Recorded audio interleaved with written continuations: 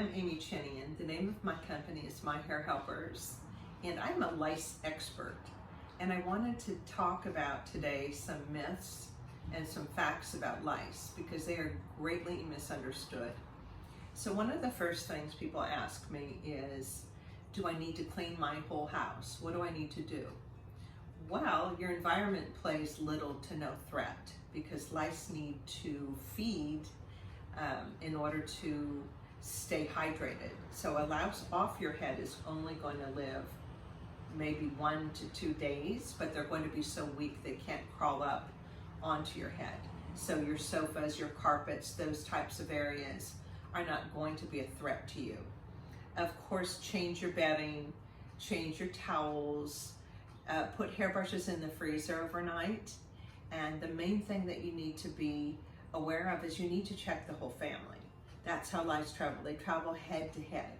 They don't live in your environment. They can't possibly. One of the second myths is, does hair dye kill lice? No, hair dye doesn't kill lice.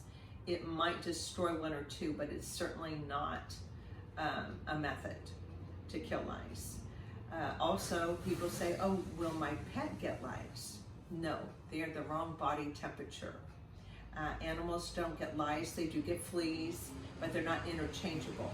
One of the commonly asked questions is, should I bag up everything? Should I bag up the stuffed animals? And what I tell my families is that lice need blood to survive. They're not going to be living in a pillow, a stuffed animal, furniture, carpet. So there's really no need to bag things up. For example, the eggs, we call them nits. They have to have the incubation and the warmth of the scalp in order to live. So nits are not going to hatch off the head. The main focus is always going to be your child's hair, your hair. 80% of my moms get lice. It's a very high percentage. A lower percentage of fathers, but they do get it too. Let's talk about another myth because it is summertime. So lice cannot live in swimming pools. What happens when your child goes swimming and they have lice is the lice hang on for dear life. They shut down their ventricles and they can hold their breath, but they can't be passed from one head to the next while you're in a swimming pool. It's not going to kill them, but you're not going to get lice that way. You're not going to get lice from dirt or sand. They don't live in the environment. They're a parasitic bug that lives strictly in your hair. So the only way you can really surely get lice is head-to-head contact.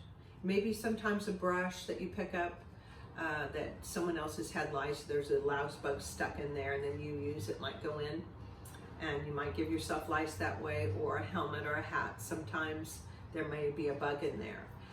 But it's basically head-to-head contact. So we'll go over some prevention facts, prevention ways that you can help your child stay lice-free.